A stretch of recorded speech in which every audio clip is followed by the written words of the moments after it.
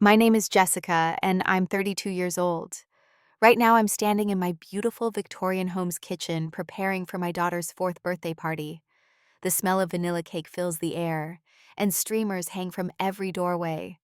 But birthdays used to terrify me. You see, my 18th birthday changed everything.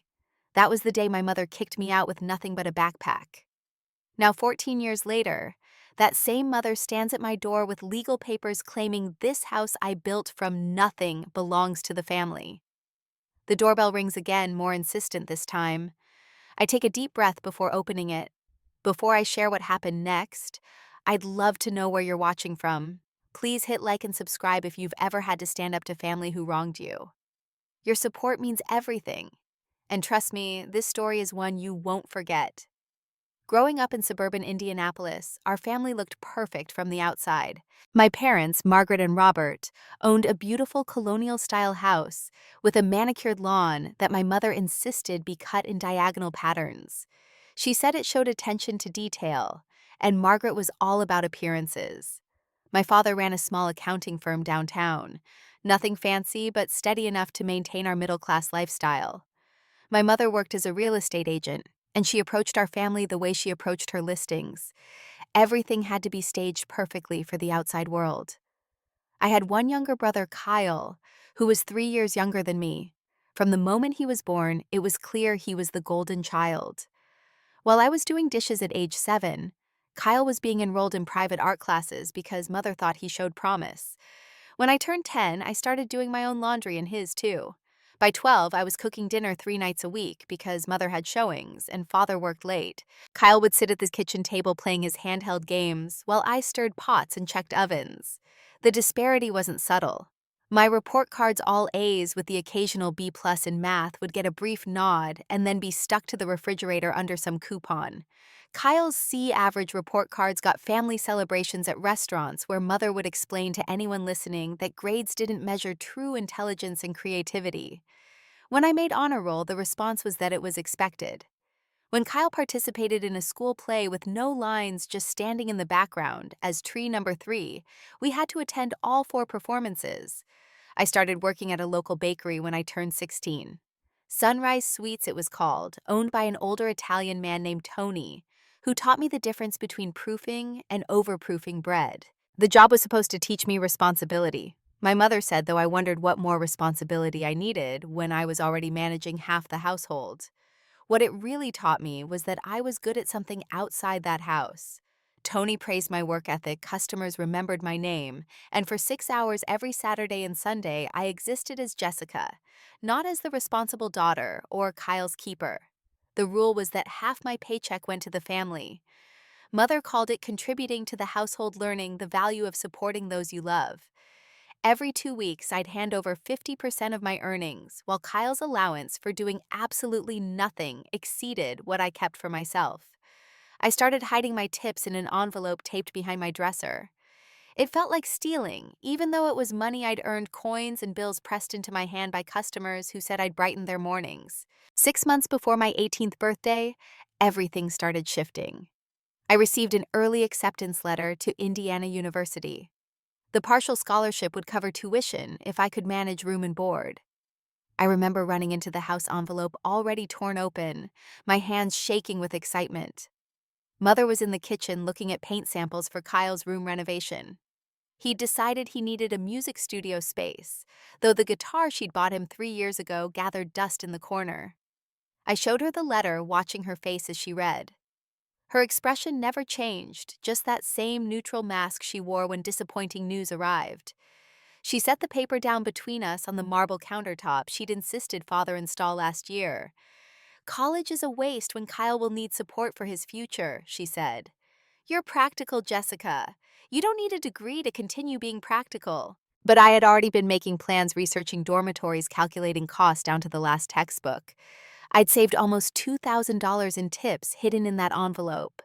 It would be enough for the first semester's housing if I was careful, if I continued working, if I believed in my own future, as much as I believed in everyone else's.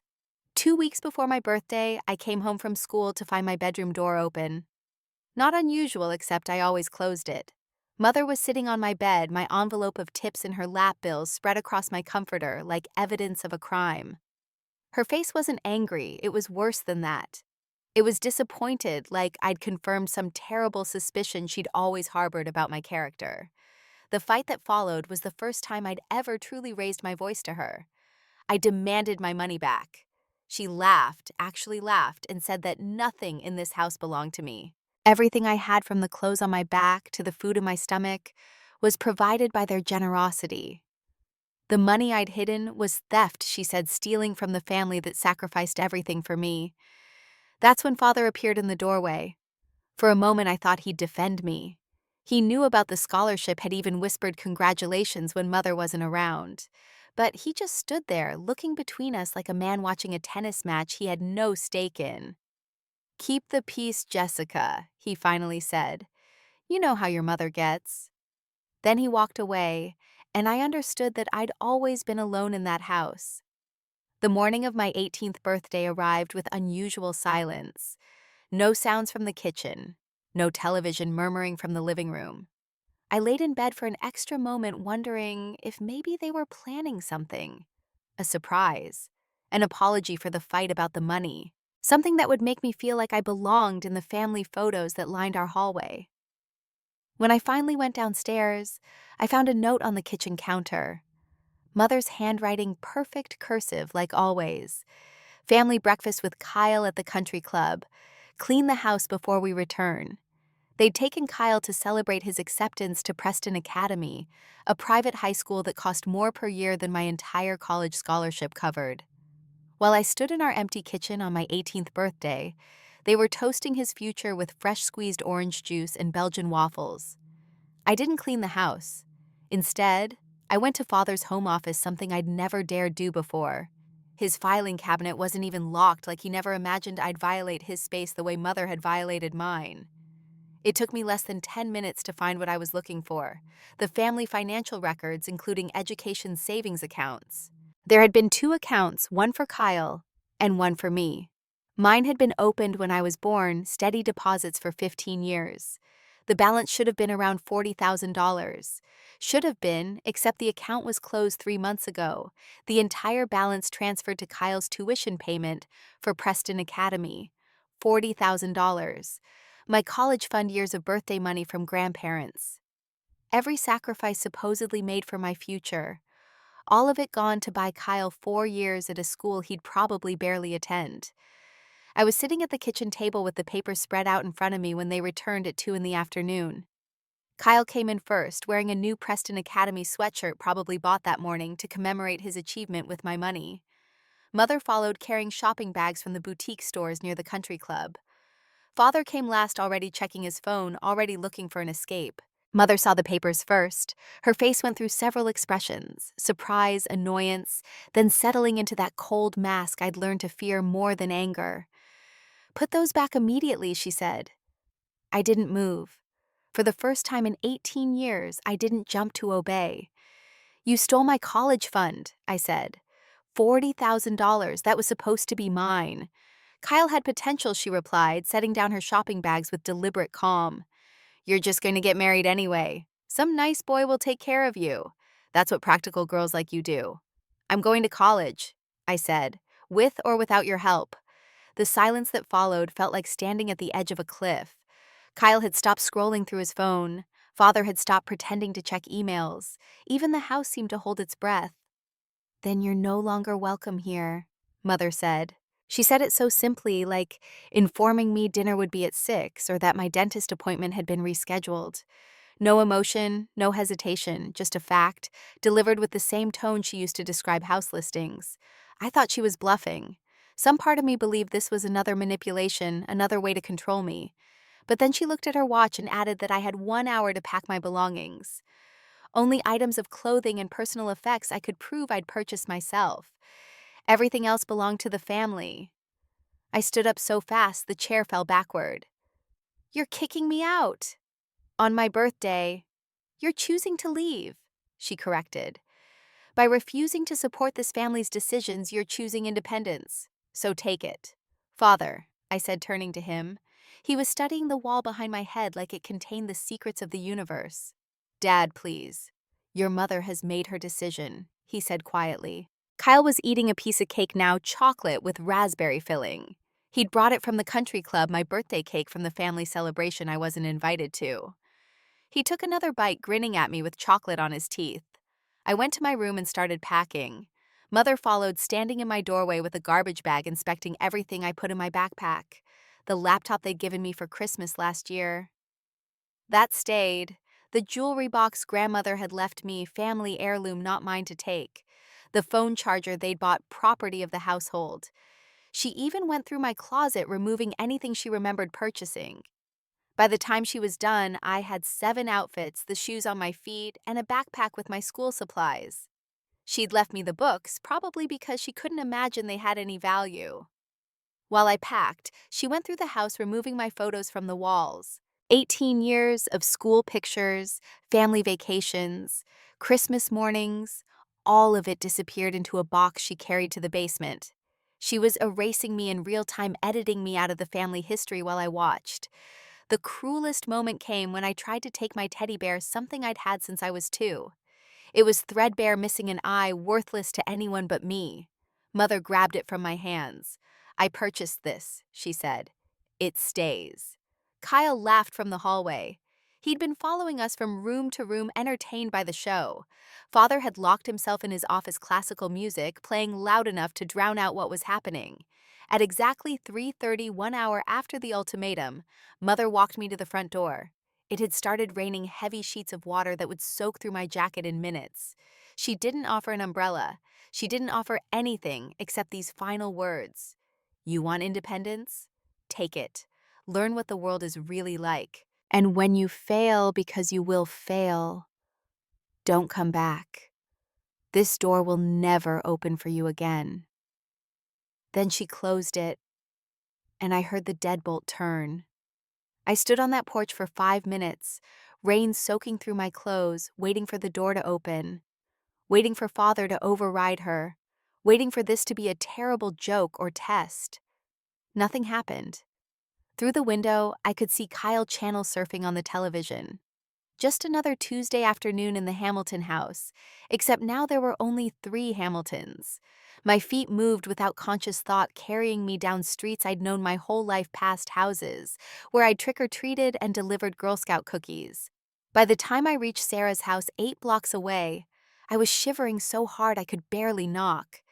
Sarah's mother, Linda, opened the door. She took one look at me, soaked and carrying everything I owned in a single backpack, and pulled me inside without asking a single question. It wasn't until later, after she'd wrapped me in blankets and made me hot chocolate, that the story came out between sobs that shook my entire body. That night, Sarah held me while I cried myself empty. She told me the neighborhood had been whispering about my mother's treatment for years. Everyone saw how I was the family servant while Kyle was the prince. They'd noticed how I got thinner during school years while Kyle got designer clothes. But nobody had said anything because Margaret Hamilton was not someone you crossed. She knew everyone's business held grudges forever and could make life difficult for anyone who challenged her. Linda offered to call Child Protective Services, but I was 18, legally an adult, even if I felt like a scared child. She offered to confront my parents, but I begged her not to. I was terrified that Mother would somehow punish me more, though I couldn't imagine what more she could take. Instead, Linda did something better. She called Tony from the bakery where I worked. Within an hour, he'd arranged for me to increase my hours and promoted me to assistant manager with a small raise. It wasn't much, but it was a start. That first night in Sarah's basement, wrapped in a sleeping bag that smelled like summer camp, I made myself a promise. I would survive this. I would build something from nothing. And I would never, ever give my mother the satisfaction of seeing me fail. The first 6 months after being kicked out were about pure survival. Sarah's family had converted their basement into a guest room years ago, and that became my world. A twin bed, a small dresser, and a desk, where I studied by lamplight late into the night. Linda refused to take rent those first months, saying any mother would do the same. She didn't know my mother. Tony at the bakery became more than just a boss. He became my mentor, teaching me not just how to frost cakes, but how to read profit margins, negotiate with suppliers, and manage inventory. I worked every shift he'd give me, opening at 4 in the morning, staying through the lunch rush, then heading to evening classes at the community college. I'd had to defer my acceptance to Indiana University. Without money for room and board, without even application fees for student loans, the dream had to be put on hold. But I didn't give up on education. The community college offered night classes in business administration. If I couldn't study what I wanted, I'd study what I needed. 3 months into my new life, I sent Father a text. Just 3 words: I am safe. The message showed as read within minutes. He never replied. During those early months, I discovered something about myself. I was good at more than just following mother's orders. Tony started letting me design the bakery's window displays, and sales increased 15%. I suggested a loyalty card program that brought in regular customers. When his afternoon baker quit suddenly, I learned to make bread from scratch, working through burns and failures, until my sourdough could compete with any artisan shop in the city. 6 months in, I found a studio apartment above a dry cleaner. The ceiling leaked when it rained. The radiator clanged like a ghost was trapped inside. The window faced a brick wall, but it was mine, paid for with money I'd earned, decorated with furniture I'd found at yard sales, and refurbished myself. That's when Patricia entered my life. She owned a flower shop 2 blocks from the bakery and came in every morning for a blueberry muffin and black coffee. One day she mentioned needing help for the Valentine's Day rush. I mentioned needing extra money.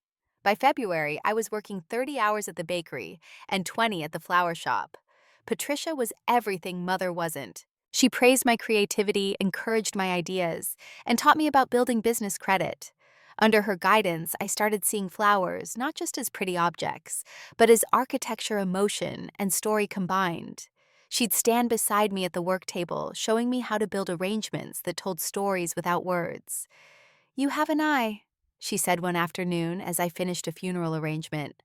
"Most people see flowers. You see feelings." By the end of my first year on my own,